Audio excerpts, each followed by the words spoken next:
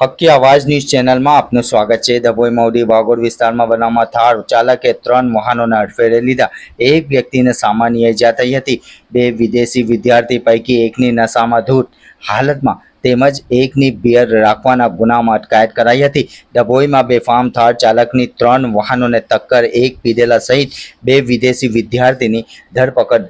ડભોઈ શહેર વ્યસ્ત ગણાતા મહુડી ભાગોળ વિસ્તાર પાસે મંગળવારે થાર કારના ચાલકે એક પછી એક 3 વાહનોને અડફેટે લીધા હતા। આ ઘટનામાં એક વ્યક્તિને સામાન્ય ઈજા પહોંચી હતી, જ્યારે તોરાએ લાલ કલરની ટારને ઘેરી લીધી હતી। કારમાં 6 વિદેશી વિદ્યાર્થીઓ સવાર હતા। આ ઘટના બાદ તોરું જમા થઈ જતા પોલીસ પણ સ્થળ પર પહોંચી હતી। રિપોર્ટ રફીક મંસૂરી,